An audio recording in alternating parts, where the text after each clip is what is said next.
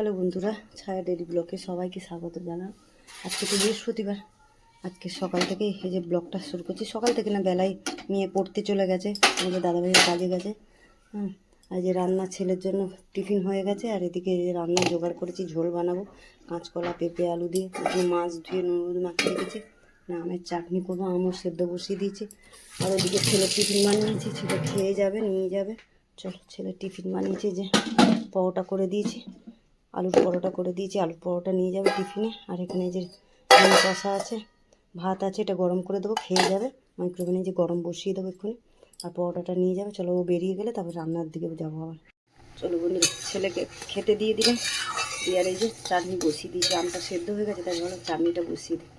যে আমি চাটনি বসিয়ে দিয়েছি। ঠান্ডা লেগেছে, এত গরম পড়ে ঘেমে ঘেমে ঠান্ডা লেগে গেছে। ঠান্ডা গরম লেগেছে, গলাটা খ্যাসখ্যাস করছে কেরম একটা। চলো, চাটনিটা হয়ে যাক, ছেলে বেরিয়ে গেলে আবার মাছটা বসাবো। চলো, চাটনিটা হোক। চলো বন্ধুরা, টিফিন তো খেয়ে নিলাম, নিয়ে রান্নাঘরে চলে এলাম রান্না বসাবো বলে। তারা বসিয়ে দিয়েছি, মাছের ঝোল করবো। চাটনিটা হয়ে গেছে, মাছের ঝোলটা বানাবো।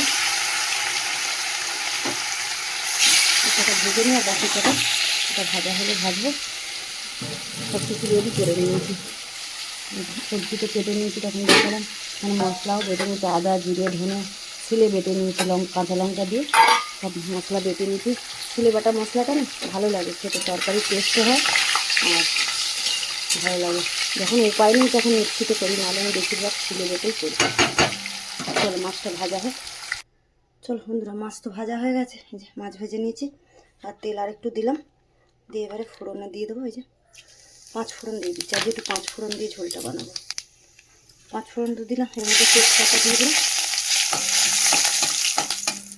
ফোড়নটা একটু ভেজে নিলাম, নিয়ে আর এই যে পেঁপে, কাঁচকলা, আলু দিয়ে দেবো। আর ডাঁটাটা একটু পরে দেবো, ডাঁটাও ছিল কটা ভাবলাম ডাঁটাটাও দিয়ে দিচ্ছি। সেদিন ডাঁটাটা আবার বেশি দিন রাখলে শুকিয়ে যায়।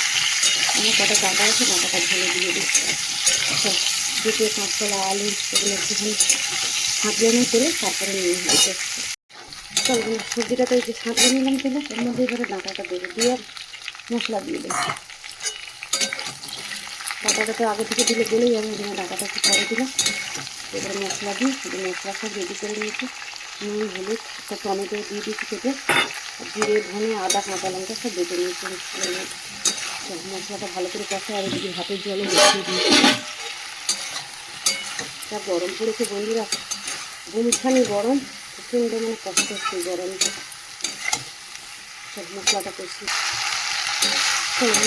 মশলা ভালো করে সবজির সাথে তো কষিয়ে নিয়েছি। আর এই যে ভাতের জল বসিয়েছিলাম, গরম জল এখান থেকে বার করে বলে দিয়ে দেবো।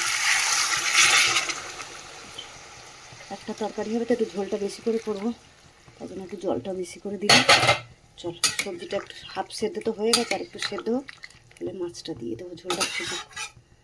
চল, এখন রাখি। আজকের আবার বৃহস্পতিবার, পুজো করবো, চান পুজো, এগুলো রান্না সেরে এগুলো গোছাবো, তারপরে চান পুজো। চলো বন্ধু, মাছের ঝোলটা এই যে হয়ে গেছে, মাছও দিয়ে দিয়েছি, সবজি সব সেদ্ধ হয়ে গেছে।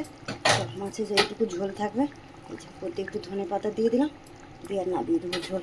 ওদিকে ভাতও ফুটছে, ভাতের ফ্যান ঝাড়বো, দিয়ে এগুলো মাজবো, গোছাবো, গুছিয়ে চানে যাবো, চান করে পুজো করবো। এদিকে আবার মেয়ে পড়তে গেছে সকালেই, আবার বিকেলে পড়া আছে, পড়তে যাবে 4টে থেকে, তাড়াতাড়ি আবার ওকে খেতে দিতে হবে। চলো, এখন রাখি।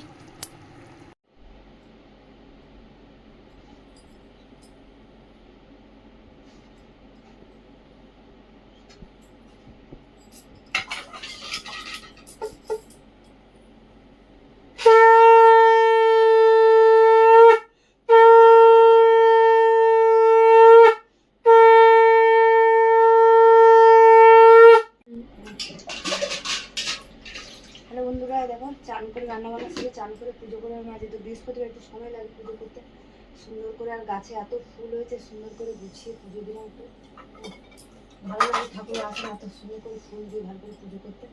চলো, পুজো করা তো কমপ্লিট হয়ে গেল। আর এদিকে তোমার দাদাভাই আর মেয়ে খাবে, চান করে বসে আছে, খেতে দেবো। চলো, আজকের মতন ব্লগটা শেষ করছি, দেখা হচ্ছে পরের ব্লগে। চলো, টাটা।